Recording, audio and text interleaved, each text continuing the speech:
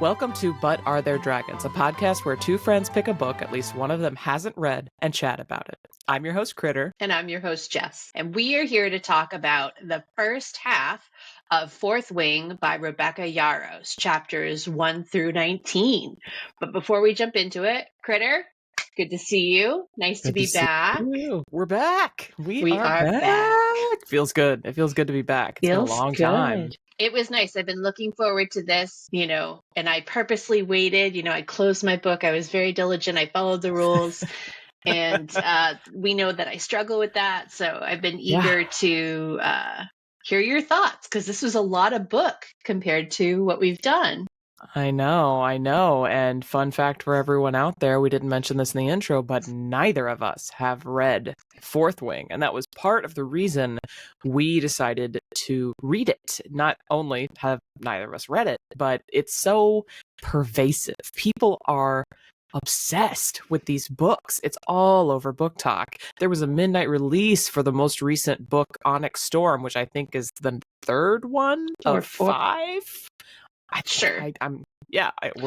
so unfamiliar. But we're getting looking things up. Like we put a moratorium on looking anything up.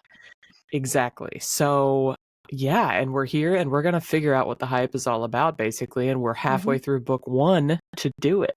So how are you feeling about the hype, Jessica? Well, what I was going to say to that comment that you just made is I know folks who don't even consider themselves to be fantasy readers who really have hyped this story. And I feel like after being halfway through, that kind of tracks. I think that I can see where this would be really palatable as almost like a starter series. I don't consider this to be young, because it does seem like it's going to have it's got curses in it. I noticed that we've got some F-bombs right away, and it is notorious for having spice. So even though the protagonists are young, I don't know that I would consider this YA. I don't know how it's classified, because again, I stopped looking things up. But I think I could probably put this in the category of starter fantasy for somebody to cut their teeth on. Intro. I could see that. I kind of disagree with you on the YA thing. And maybe it's only because we've only read the first 19 chapters, and if you're reading along and you're curious, there is no spice. I mean, there's nothing explicit. They talk about, the first years getting it on with each other, but it's very literally behind closed doors. It's like a character will come out of a door flushed. Nothing has happened on the page. Nothing has happened on the page yet.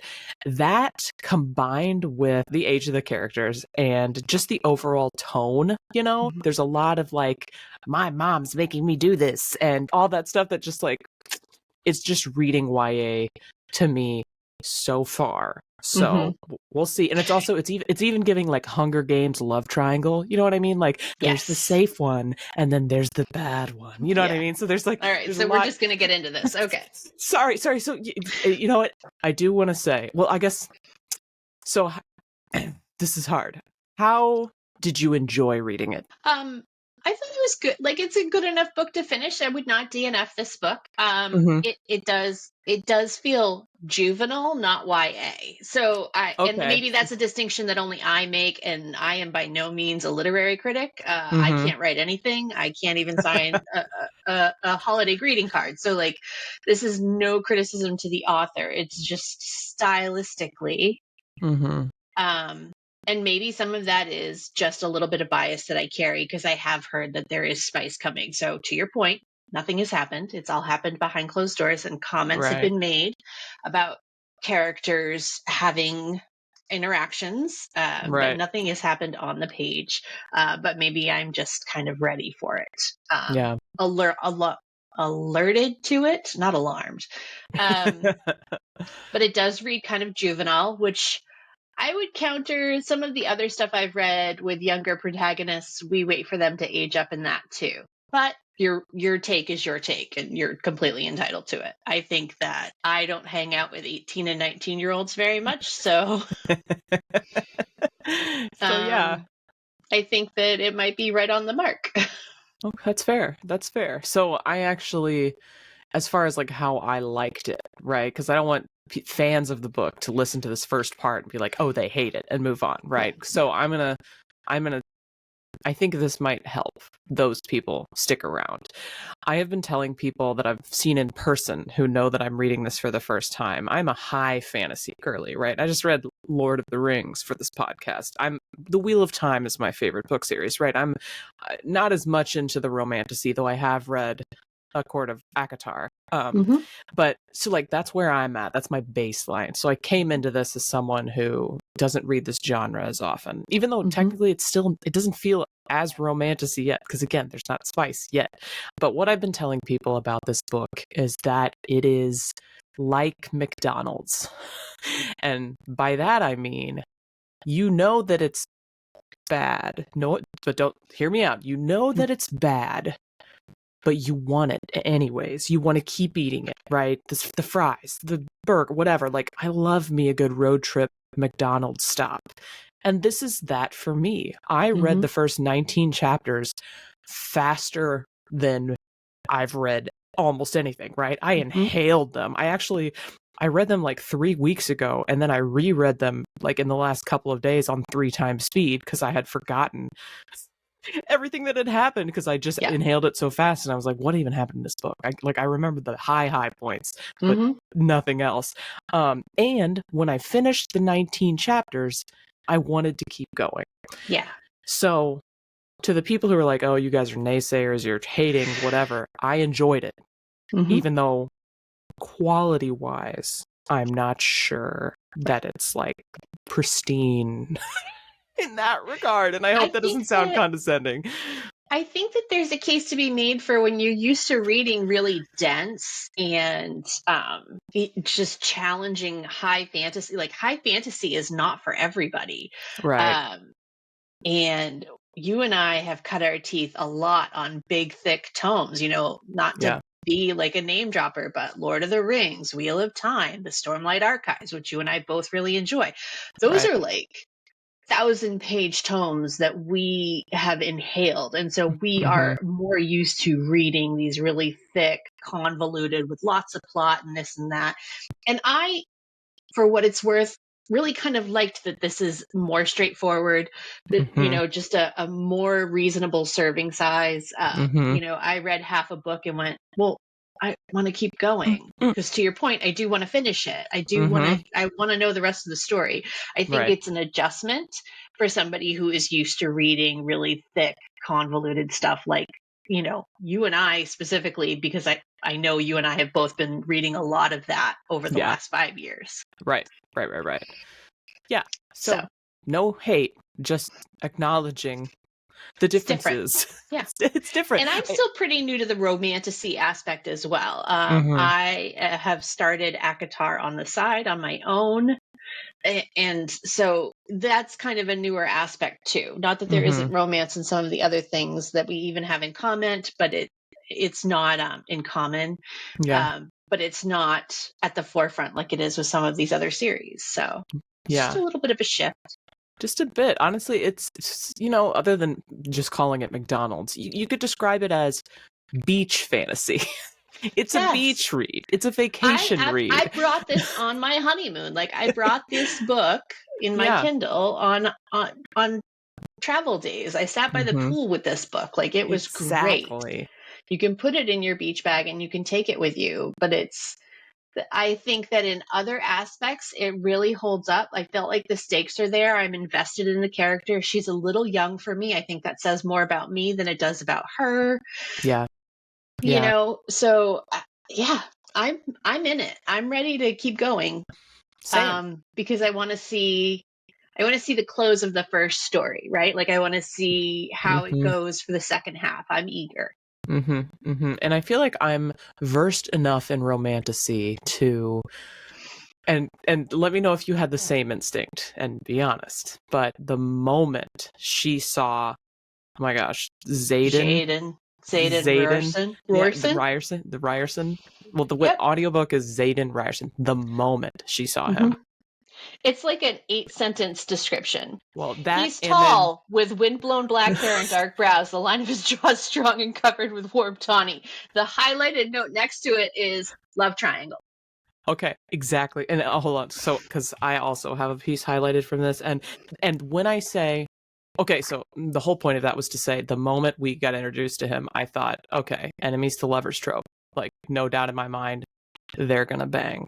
Mm-hmm. Not even, no hesitation. It's literally written on the wall. But it made me laugh, and I don't want the haters to be like, oh god, they're so high and mighty, but like I have to read part of this because it made me laugh out loud whenever I heard it. Okay, so give me a second. Here we go. You've got the windblown black hair. Okay, and his eyes are the shade of gold-flecked onyx. This contrast is startling, jaw-dropping even. Everything about him is. His features are so harsh that they look carved, and yet they're astonishingly perfect, like an artist worked a lifetime sculpting him, and at least a year of that was spent on his mouth. Sorry. Like, I've never heard of, like, you know how you got like butt guys and boob guys, and like girls like biceps, girls like smiles. Never in my life have I heard that, like, a mouth person. But that's not the only time that she's talked about his mouth specifically. So anyways, I laughed out loud. At least a year of the sculptor's time was spent on his mouth. I don't know. Did you have the same reaction to this description? I did. But at the same time, I'm fine with keeping it light. Like, I really think that was, and we've talked about this ad nauseum in other episodes. I am a very passive reader. Like, okay, so that's the tone. I'm going to match the vibe and I'm going to roll with it and we're going to see. Yeah. But I had the same exact thought. Like, this is going to be an enemies to lovers. He's absolutely going to be the other leg of a love triangle. Oh yeah, without a doubt. I read the next part of this that I wanted to share, which is just later on on the next page. I read it to Mr. Kritter because I was like, this is a description. This is how the prose is going thus far. And it happened so early in the books that I was like, I don't know about this. So we've got even the diagonal scar that bisects his left eyebrow and marks the top corner of his cheek only makes him hotter. Flaming hot. Scorching hot. Gets you into trouble and you like it. Level of hot. Can we not, like, let's think of another. I told that to Mr. Kritter and he's like the Cheetos. Anytime flaming hot Cheetos. So anyways, there's a couple of times in this book that made me pause and laugh because I was just like, come on guys, there's got to be a better way to describe him. I don't know. I will say, in that moment, I felt like we were hearing it in Violet's, again, juvenile is not meant punitively, right? Like, but when I was 18, 19. Yeah. I think yes. I think you're right. I think my inner monologue was pretty young too. So in my mind, what happens in those moments is we are hearing this from Violet's perspective, and her perspective is still a baby compared to mine at this point. Not negative, I'm just acknowledging the fact that 19-year-old me was a way different animal than today. You're not wrong. I just had to point a couple of those things out because they made me chuckle. So kind of like I did with Tolkien, right? Like, there are times where I chalked it up to the voice of the narrator. I did here as well, just in a different way. That was probably the way I should have done it. Instead, it took me out of the story. Sometimes it was really blatant. Sometimes, like, that's very blatant, and it was very early on, and I'm like, okay.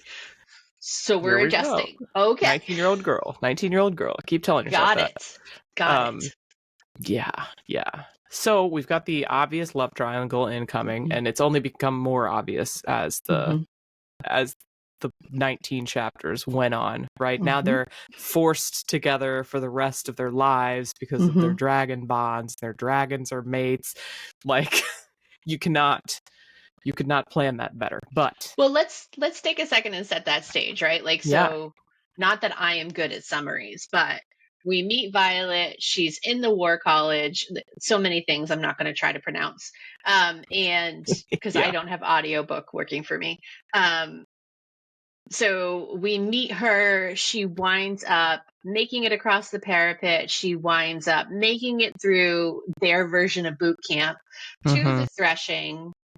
All the while, there's stuff percolating under the surface with Xaden and Dane, who she has known her whole life, and that's the other leg of the triangle. We keep getting told in different ways through the story about how clever Violet is. I personally think that Violet's adorable. So I like the fact that she's a book nerd. I like the fact that she drops lore as a method to distract herself when she's nervous. I think that it was a clever device for the author, and I think that it's endearing me to her much more than I would have thought, even in the beginning. And then so she finds ways to take advantage of the fact that she's not as big, she's not as strong, she's not as practiced as all of her quote unquote peers. Makes it through threshing, gets picked by not one dragon, but two.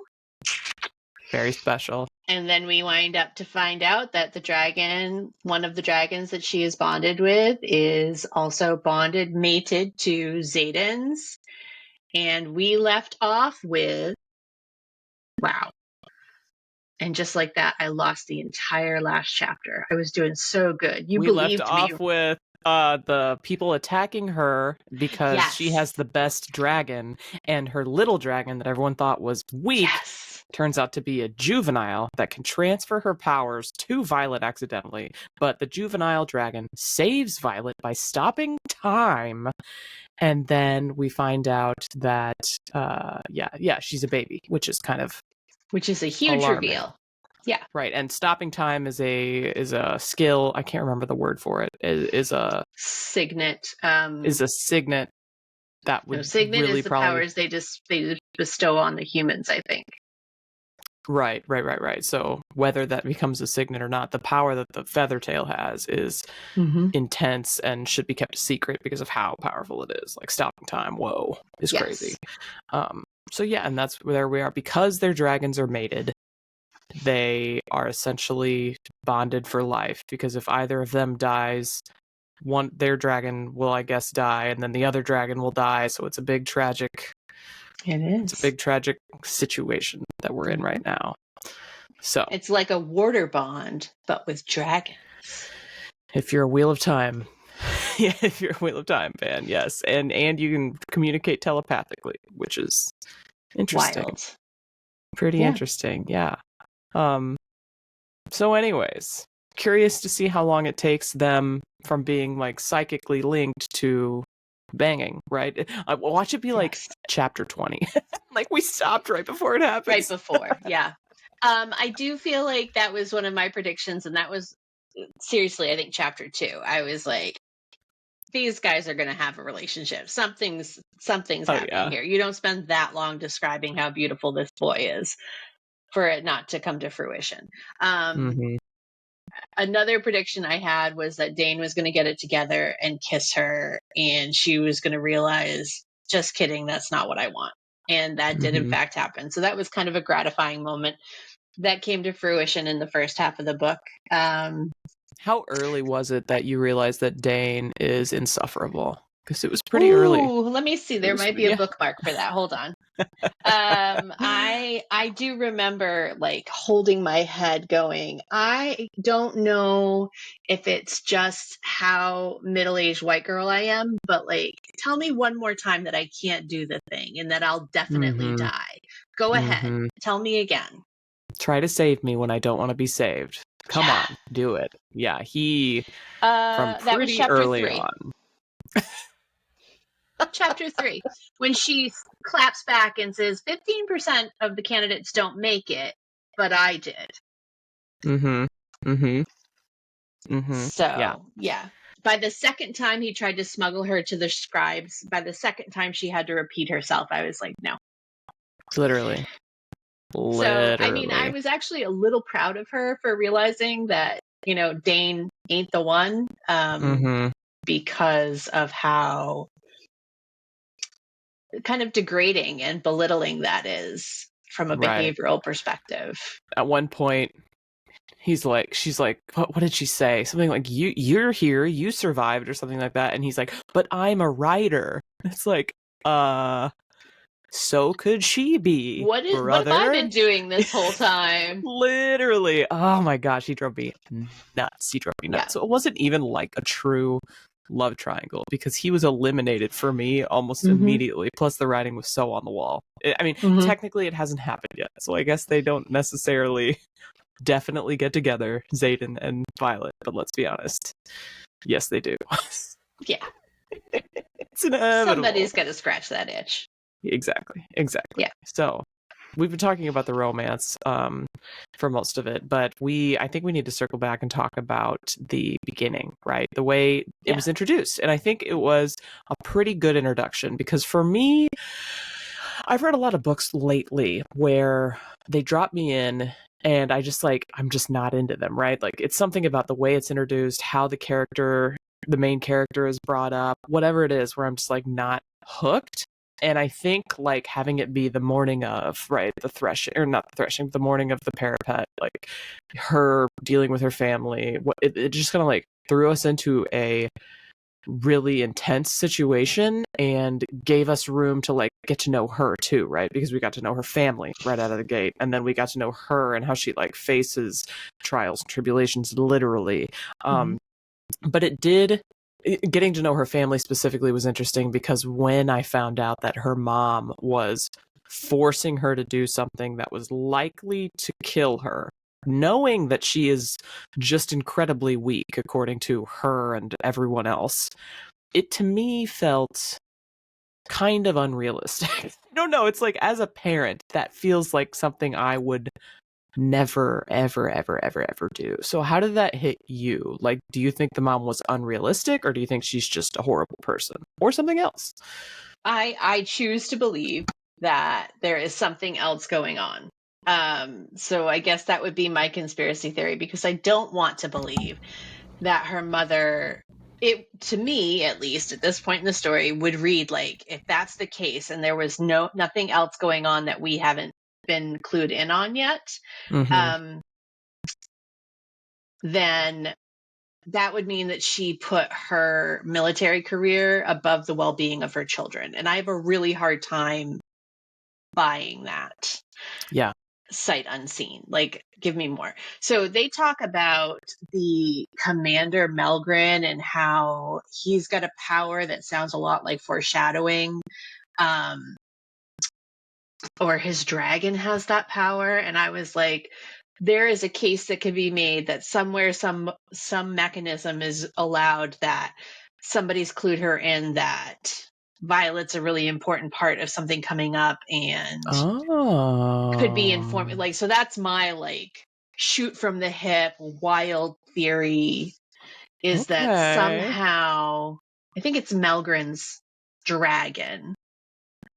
I don't have that description here because why would I get it's his signet that he can predict the outcomes of battles, I think. Battles, yes. Yeah. And to me, that's not far off from foretelling.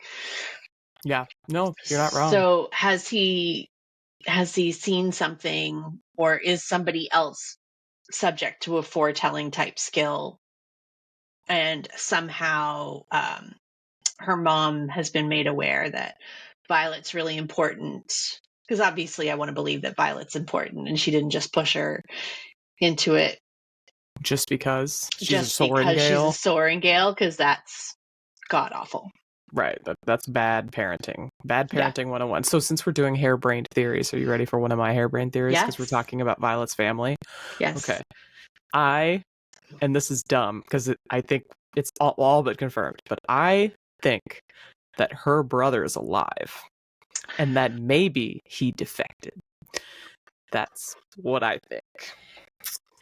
So I'm not sure, because we found out that like somebody died trying to bring him back to life. Yes. And so I'm just not sure about all that. You know, we don't know enough. And I'm not like, maybe they did bury his body and I missed that remark, right? Somewhere in the book. And if they did, that's on me. But I just like the moment I heard like he's dead, there's this book that they're reading about him. There's some weird thing. Like I have a feeling that we're gonna find out. This is part of the theory that Violet's like whatever the military, whatever the government is that she's under is actually terrible, and that the other side is the good side, and that he found out and defected, and they covered it up. That's where I'm at. Funny story that you mentioned that, because I'm not gonna take your story about Brendan, because yes, I love that. I hope that that's real. I was kind of thinking maybe the dad, like we never hear how dad died. They described how Brendan died. They didn't describe how dad died. Oh, so maybe her dad? But whatever. Yeah. There were definitely different parts where once she got through the parapet during, the boot camp phase, whatever they call it in here, and they started doing battle briefs, Mm-hmm. I was like, I can't help but wonder how much of this, I don't think propaganda is necessarily the right word, but it is certainly from a certain perspective. Mm-hmm. So all of these rebels are attacking. Mm-hmm. Looking for something. Are they completely without cause? Like, we're not hearing anything on that side. Yeah, I'm just not sure. I'm just not buying and it. I don't really consider myself to be anti-establishment as a person, but yeah. I think it's one of those things where like when I saw Xaden and I was like immediate enemies to lovers, like it just pinged me. In my mind I was like, her brother's dead, everyone loved her brother. He's not dead. I hope just that's one of those true. things. Yeah. I hope that's true. And also as we hear more about this government structure and how they're having the kids conscripted in for the parents' sins, I'm like, that's strong. crappy government. Yeah, and they can't gather in more than 3 people. Yeah. Like, and then it's a death penalty. Like, are you joking? Yeah. It's interesting, and you have to think because dragons are like old and wise, at least in the that's what they are in the zeitgeist and mythology. Unless dragons every year are willing to bond with these riders, and the wards are faltering and all this stuff. So I'm just thinking, like, are dragons losing faith? Are they realizing that they might be on the wrong side too? There's just a lot that has me, and I wouldn't call myself anti-establishment. I would call myself like a skeptic. Like, I'm not just gonna believe things that people tell me, right? Or like, just because the government says that it's right. That's just being a functioning adult at this point in our timelines. You're not wrong. So yeah, there's just basically my first instinct when I hear something is that's probably a lie. Well, and I did like the fact, so I'm going to go on the dragon path a little bit. I did like the fact that as soon as we meet dragons from Violet's perspective, almost within the same breath, we find out that humans don't know as much about dragons as they think they do. They do have the professor who is very, very versed in knowledge, but it turns out the dragons are holding some stuff close to the vest as well. So I'm interested to see what we don't know about dragons. Yeah, like when Violet's big dragon was like, please tell me what dragons look for in a rider, as if like that's the stupidest thing I've ever heard. Cairn, is that how they said it? Yeah, that's how they said it in the audiobook. I'm terrible with names, so I forgot. Yeah. And the little gold one is Andara. It's like Andarnarum. Andarna, I think, is what they say in the book. Yeah. So yeah, I think that there's some stuff to learn there, and I can't wait. I think that there's been some nuggets there that mean that we're going to get some reveals. It did make me second guessed my like faith in dragons when that stupid what's his face? Oh my gosh, the comically evil guy. Whatever. Jack Barlow. When a dragon bonded him, I was like, okay, maybe dragons have terrible taste. Maybe they do like evil people. But it killed the other evil kid, Tynan. Yeah. I don't know. The fact that Barlow got a dragon didn't sit right with me. But I guess like dragons maybe also are varied in their good and bad is a spectrum. Yeah, so maybe that orange dragon. And maybe that's a little bit of this messaging as well. Like, good and evil are on a spectrum, and people are on a spectrum, and some of that might be. I'd like to think that we're going to see some depth and some growth with that for the main character, in the storyline by consequence. Do you think Jack Barlow is going to have a redemption arc? Because that guy is ridiculous. You remember that character named Moash? I feel the same way about Jack Barlow that I do about Moash. That's a Stormlight Archives reference, and I apologize, everybody. But yeah. The moment we met him, and then he threw a kid off the parapet for no reason. It. My name's Jack Barlow. You're going to want to remember it. I'm going to be a wing leader. Yeah. And I wrote F that guy. F that guy. And then their first day of sparring, when they're literally just like feeling things out, they're not meant to hurt each other. He snaps a kid's neck. Like, what is happening? I'm sorry, but what kind of a person? Like, I guess technically psychopaths exist. So we just happen to have one in Dragon School. And so that for me really paralleled the Hunger Games with the Capital kids, the kids who were put into the lottery from the Capital and how they were trained. That was that vibe. And just as icky.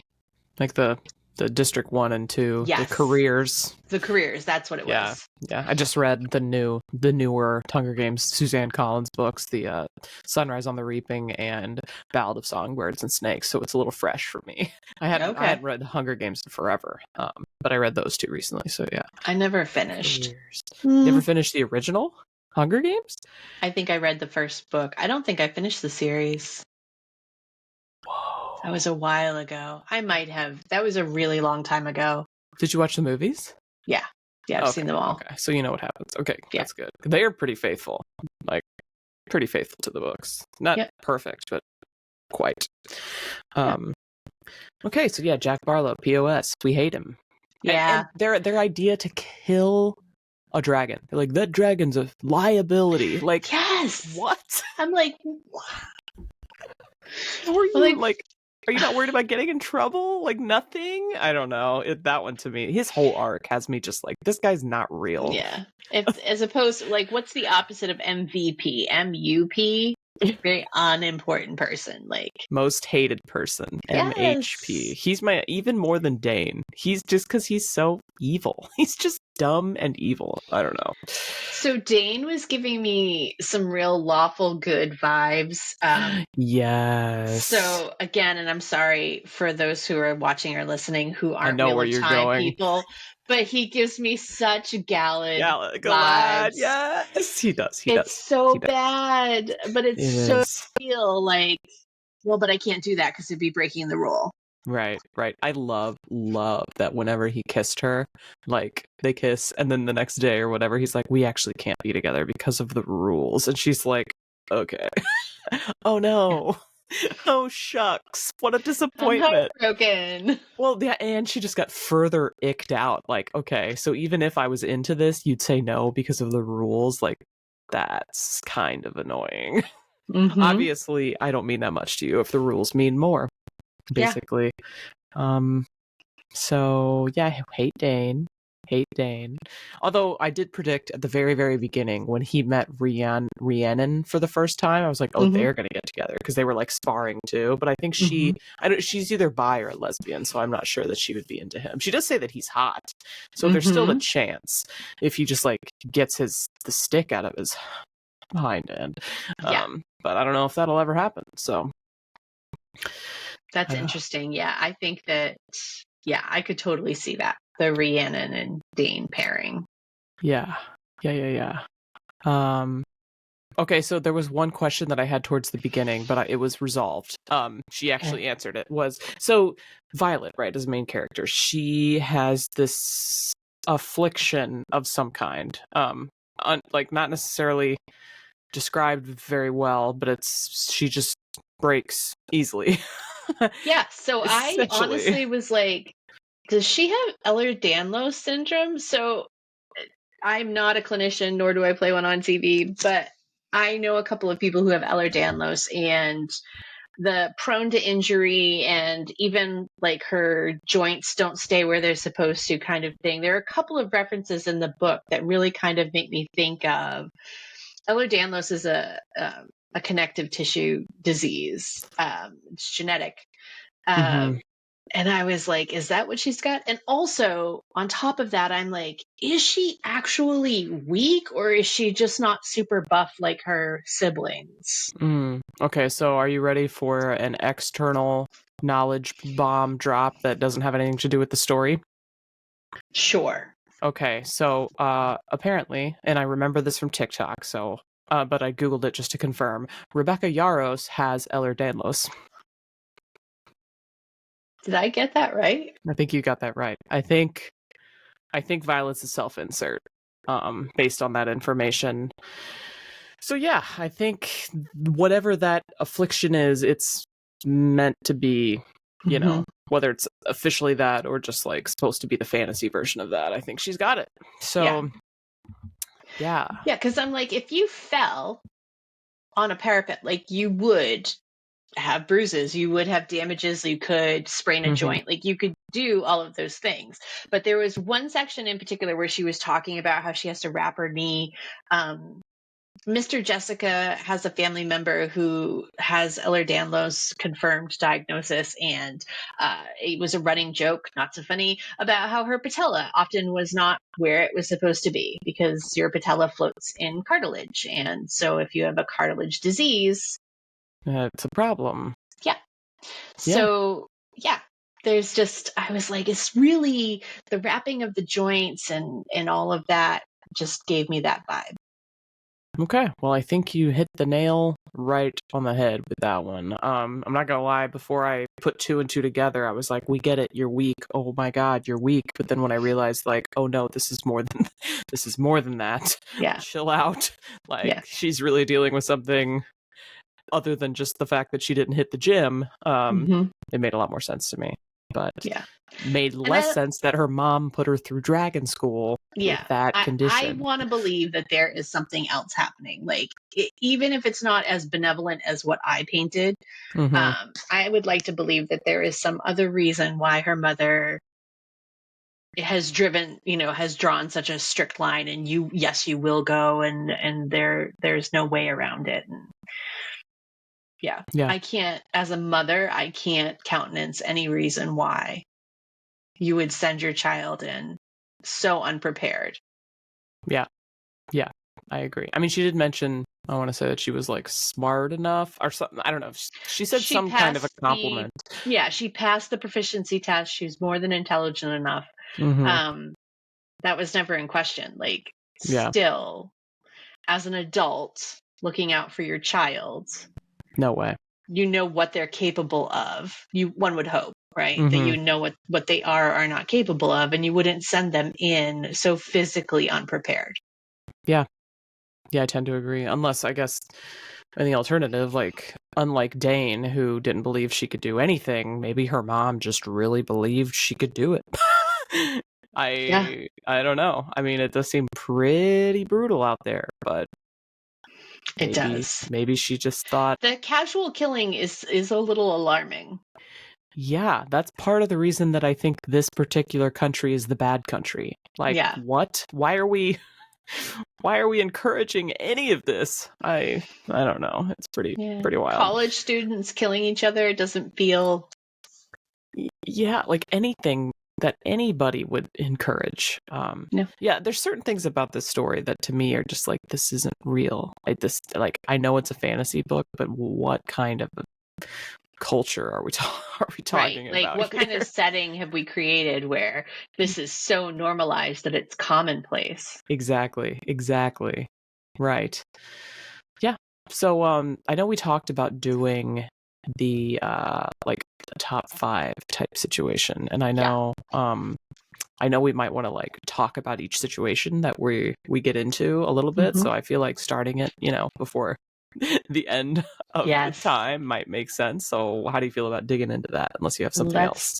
Do it. And the problem is I already gave you one of mine. I want to hear it. Which is when she said, well, I've already beaten 15%. I'm paraphrasing terribly because I don't have it in front of me.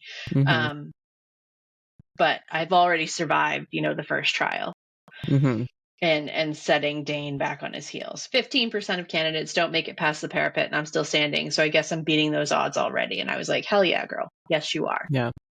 So I think relatedly, I really enjoyed the parapet, like the actual scene. It felt suspenseful. And as you said, like she started reciting facts to like get her mind right. And it did feel like telling, not showing us some facts, but it was good and believable in the sense that like, yeah, talking, like saying things over and over again, it's like a meditation type practice, so that could work. I also like, as part of that, I enjoyed that she like gave her boot to her friend. All of that stuff was like, I thought that was brilliant. Yeah, all wrapped together in just a nice intro to the character, because it was like the stupid evil guy chasing after her, and then she like stopped him with her dagger. It was a fun introduction. I'll put it that way. So that's on my list. And these are in no particular order, by the way. And I also haven't prepared my list in advance, but I did just read them, so I should be able to pull them from my recent memory. Do you want to give one? Yeah, sure. Okay, so another one that I enjoyed was Zayden's Little Club. The night that Violet was out foraging poisons, and she finds out that Zayden can control shadows, and they have their first really tense, like cats kind of feeling each other out in an alley situation. Sexual tension off the charts. The fact that he's not killing her right away, all of it is just, and she's like hot and bothered by him, but still mad at him, and they're sparring back and forth, and the fact that she realizes like she is more chaotic good, I think, and she's like, this is technically illegal, but like you're not actually doing anything wrong, so I'm not gonna rat you out. Right. And Dane can't know because he's a little snitch, and yeah, it just felt like it gave me a better idea of who she was as a person, at the same time of like a fun scene with like little romantic type banter. So I like that scene a lot. I like that too. Another one that I liked is a different one, which is where Zayden was physically sparring with her and actually giving her pointers. And not for the foreplay aspect of it so much as I think it's good when those characters push each other. And I do think that the author did a good job writing their interactions. I found it very enjoyable, and I thought that it was believable that the character is growing. Like she's expecting one thing, she's encountering another, and to your point, like seeing her have to reassess the situation and reassess this person on the fly. Yeah, I mean, that would definitely also be in my top 5. And I actually wrote down something that she said, and I can't remember exactly what it was, where it came from. It was like, maybe, whenever he was telling her like you could use the knife, like it's a good fit at this angle, and she's like, I couldn't help but think about what else would be a good fit at this angle when he's like straddling her. Sorry, some of her inner monologue is like cringy to me, but that was funny, like in a good way. It made me laugh, like relate to her. So not only was it a fun scene that was like tailor-made for the screen, like I could literally see it in my mind's eye. He's like pulling daggers out from her and like throwing them off into the corners, and Dane's like gathering them up and looking all mad. But yeah, I think that's something I would say for this author, is that she does do a good job of painting a visual picture. I'm not very good at visualizing, so I think that it speaks to her ability to be able to really kind of set a scene and paint a picture. Yeah, I think you're right. Okay, you go. My next one has to be dragons, man. I loved the initial interaction between Violet and Tarn. Tarn sounds like a grumpy old grandfather in my head. And on the audiobook too. and Darna is just a cute little marshmallow. And I just loved the interactions. I couldn't get enough. And yeah. I picture Andarna as like Toothless from How to Train Your Dragon, because the way Yes, she but describes gold. it, but gold, And like a yeah. little fluffy.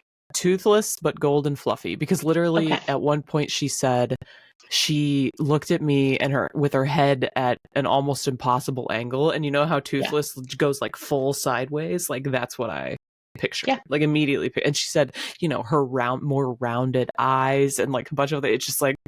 It was just Toothless, fluffy, golden Toothless in my mind. I wonder if there's fan art out there that's like that is. Oh, there that. probably is. Not that we can Google it yet, Not but that we maybe can later. Google it. Yeah, definitely don't want to Google it since we find out that Feathertails are just babies apparently, and who knows what she's going to turn out to be in her full glory. I'm trying to think of like what my next one would be, and part of me thinks I think it had to, well, one of them for sure would be the moment that she was assaulted in her room and time stopped and Xaden just like fully obliterated her assailants.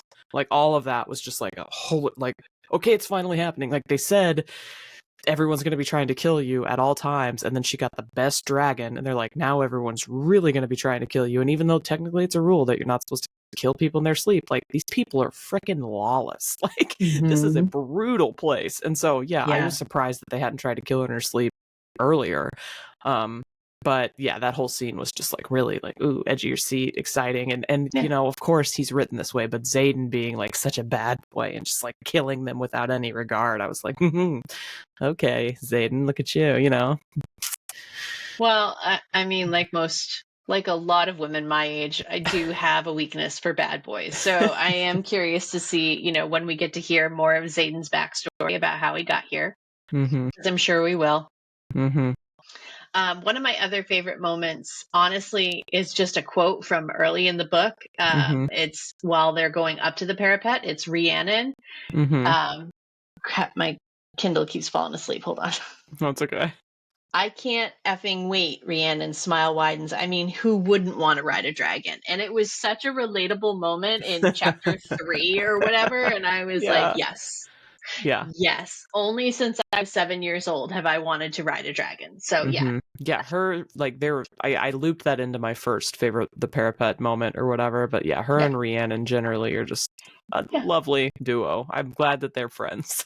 And the duality, right? Like made friends with Rhiannon, made, you know, enemies with Jack Barlow, and then, you know, there was a victim. So is that fridging the poor boy that got killed? I don't think he like motivated them. I think he was true. a plot device of just like, don't get comfortable. Yeah. And that was... It really is this dangerous. Yeah, right. Like, you might think plot armor, and of course, we do think some people have plot armor, but like, what was his name? Was it Trevor? The guy who's like, we can marry earlier if we get out of dragon school, and then he falls off the parapet? That's the kid that I'm talking about. Okay, he had a ring on a necklace, and he was like, in 3 years, I'm marrying that girl. Yeah, so I think that was literally... Because you hear these people getting to know each other, like, okay, they're sharing boots, they're talking about getting married, whatever. So it feels like a little trio of friends forming, and then one of them just dies. So it does feel like the rug is like ripped out from under you. Don't get comfortable. That's what I think that was. Not fridging, because we didn't, you know. It wasn't motivational. You're right. Yeah, and they didn't know him from Bob, but it was just a little jarring. Not as jarring, though, as when stupid Jack Barlow just threw someone off the parapet, because I can't believe that's allowed. But... Yeah, that's crazy. Yeah. So I think I've only done 4, and I'm trying to decide, because I've got a moment in my mind, and I think I'm gonna... Well, and you know what, you're right, that like the interactions with the dragon and like Taryn and like holding her on him is hilarious, but I want to say, just for like, once again, making me appreciate the character of Violet more whenever she stood up for the Feathertail against like 3 guys, even though she's, you know, has zero chance of beating them. She has zero chance of beating them. That was admirable. And And the fact that like she knew what they were doing and that they could easily hurt her, and she like risked herself to go find the dragon and warn it. Like that was a good moment for me. And I thought that Taryn was even nice. commented on it. I don't think I highlighted it, but he made a comment about, there's more than one way to be strong. Right. So that was a good moment for me. I liked it. Yeah. I think that makes 5. I think. I don't have anything else. Obviously, like you said, Andarna freezing everything in time was a hella cool way to handle the situation, and made for a great mid-book climax. Yeah, with 19 chapters in, we picked a perfect way to end, really did. honestly. So I guess like before we get into our MVP, which we do all the time in every episode, I think, or maybe not our earliest episodes. I'm trying to remember like when we started doing MVPs. Second or third. Yeah. I mean, definitely in sure. the first season, but I don't know if the first couple had it or not. Yeah, we started doing it. But I guess, what would you, Jessica, say to the naysayers? Because I know when we announced that this is the book that we were reading, we are in a community that has a lot of high fantasy fans, and so some of them were like, what? Some of them were skeptical. So what would you say to the skeptics? I would say that every story is different, and come to it with an open mind. You know what I mean? Like, yeah, I want to see how the story goes. This has the potential to be a really fun story all the way through. Do I think it's going to replace my top 5 reads? Probably not. But that doesn't mean it isn't a good story to tell or a good story to read. So, you can set aside the baggage that you're bringing with you. If you're going to hold it to a different standard, then you're probably not going to be happy with it. But the same could be true of any story. Yeah, that's a good way to put it. I think what I would say is, in the same way that I love shows, right, like Succession and Breaking Bad and Mad Men, the prestige shows, the deep shows, the shows that everyone agrees are incredible and, worthwhile. I also personally love and will absolutely inhale The Secret Lives of Mormon Wives, right? And this book, and when that came out, I was watching it like every time I would get a minute, I would turn it on my phone, right? I was obsessed. That's what this is for me. Fourth Wing right now is my Secret Lives of Mormon Wives. It is, not the most substantial thing that I've ever read, but I am having a good time reading it. And not everything has to be life-changing. Exactly. It's just fun. And so if you can kind of like pause the, I need to be reading something that's critically acclaimed, pause that part of your brain, and you just want to read something for funsies, this is a book that you can definitely read for funsies. I think it's somewhere between the guilty pleasure and the beach read, like you said. Yeah. Like, I always, when I pick my Kindle up, I'm excited to come back to it. I don't often feel out of the story or out of kilt, like out of sync with it. And I think there's a lot to be said for that. And I feel like that makes it sound like I'm trying to tamp down a bad review. I don't have a bad review of this story. So far, I'm really into it, and I can't wait to read the second half. Yeah, I wouldn't call, and I know that I was a little snarky about a couple of the lines that I read, and that I'll own that because I was.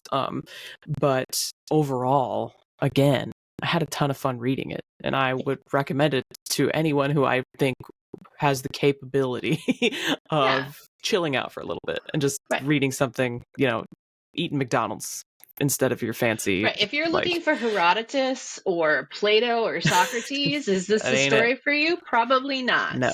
Probably and I understand, not. But honestly, most of the stuff I read, probably not for you. Right. Yeah. So that's where I'm at. So if you're on the fence and you're watching this just to see, and obviously if you haven't read it yet and you're watching this, spoilers. So sorry. Sorry about that. But hey, we've only read the first half, and you can get through the first half fast because I did. Yeah. And the second half is all a mystery and apparently contains all the spice in the book, assuming there is spice. Allegedly, we were told there was spice. I actually wasn't told. I'm only assuming based on the fanaticism surrounding the book. I feel like I was told. Yeah. I feel like I was told.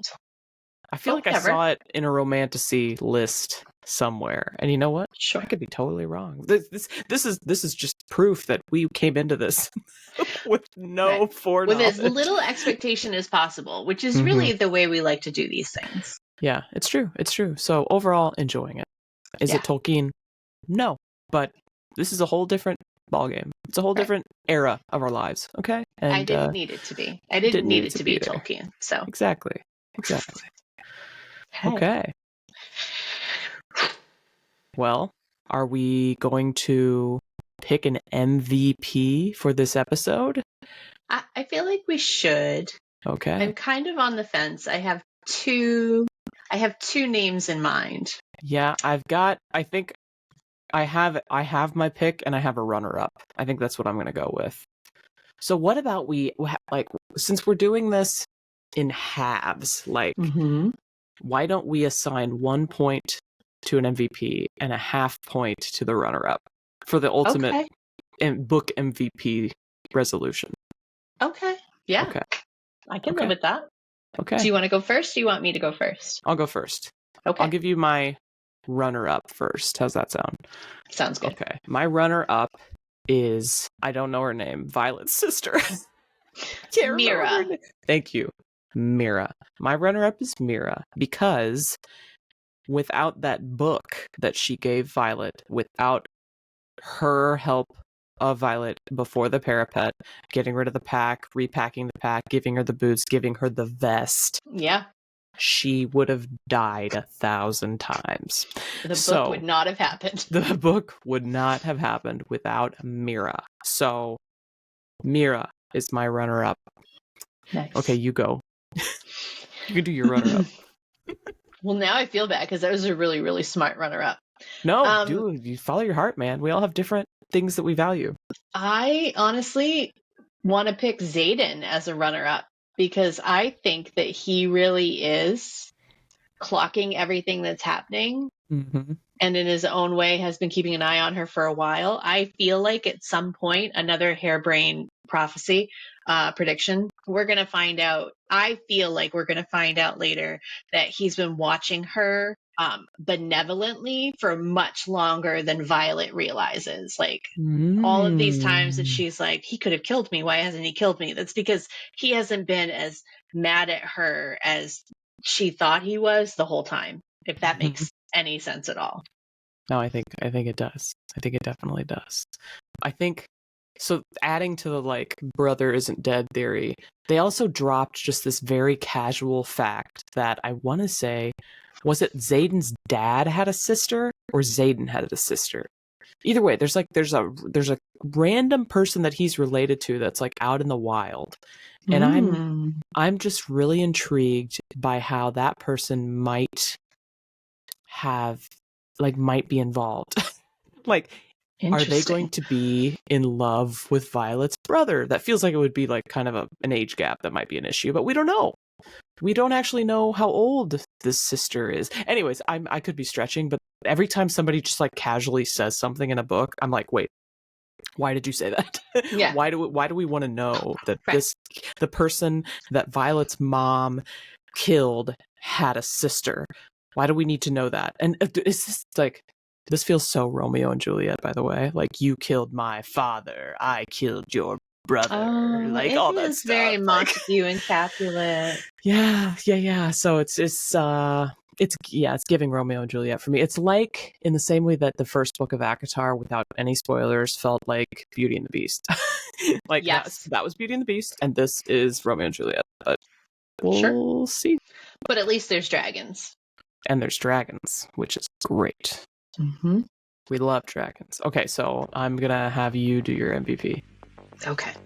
So my MVP is going to be Rhiannon because I think that it's really important when you are going through life or death boot camp that you have a bestie to get through it, and that all of their interactions are really positive, really supportive, and very balanced. You know what I mean? Like she helps Rhiannon, Rhiannon helps her. They look out for each other. And I just think that it's hugely important for somebody who is the commander's daughter and could be very isolated. I never underestimate the power of having a good bestie.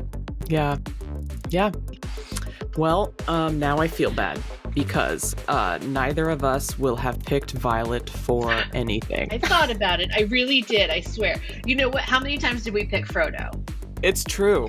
Almost never. Almost never. I don't think we picked Bilbo very often either. So it just tracks. It tracks. So my MVP was actually Xaden, which I kind of hate now as like a feminist. You know, why am I giving him credit? But I do think that he has more to him, and I feel like we got that from the very beginning, right? He didn't kill her right away. He said like, let's see, the parapet will kill you, I don't have to worry about it. And then, you know, he made sure that none of the other rebels like were going to hurt her.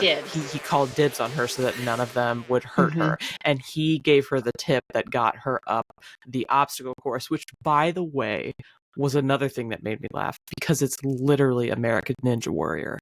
It's literally American Ninja Warrior. The last thing, the ramp, that's the final stage of American Ninja Warrior also. Love it. Love it. Anyways, I'm just picturing them running American Ninja Warrior. But so anyways, he gave her the hint that helped her with that. He gave her that sparring advice. Like, he didn't tell about her poisoning. There were so many things that he could have ruined her. Yeah. And he just didn't. And then he killed all the people who were attacking her. So like Mira, he's part of the reason that Violet's alive. So yeah, I really appreciate it. I think that he's been putting on a show for a very long time. Yeah. So I really liked him. Plus, I just have a thing for bad boys. What can I say? So yeah, that's where we're at. MVP for me. Awesome. Feels good. So I think that's a wrap on season 5, episode 1. So our next episode, we will finish the book. So we will read the second half of the book. Looking at my cheat sheet. Just kidding. That's not my cheat sheet. I'll look at my cheat sheet. So this episode is supposed to air June 17th. And as long as life goes the way that it's supposed to, the second episode, which will be the rest of the book, should drop July 1st. That is our current plan. So for any of you who are reading along or want to know when to look out, that's when you should look. July 1st is when you should see the rest of our discussion on Fourth Wing. And I think in that episode, we will reveal whether we want to continue the series. Yep. I don't want to make that call now, since we're only halfway through the book. I think I'll be comfortable making that call once we finish the book. Right now, I definitely want to finish the book, and we'll see if that instinct rolls over into wanting to finish the series. Same. Cool. Totally. Okay. Yeah, so we're on board. So with that, we will say thank you so much for joining us for our first regular season episode of season 5 of But Are There Dragons, brought to you by your hosts, Jessica Sadai and Kritter XD. Please don't forget to follow us at But Are There Dragons on YouTube, Instagram, and TikTok, and But Dragons Pod, just one T, on X. You can also find your hosts on social media as Kritter XD and Social Indulgence. That's it for us today. We commend chapters 1 through 19 of Fourth Wing to Malik. Bye. Bye.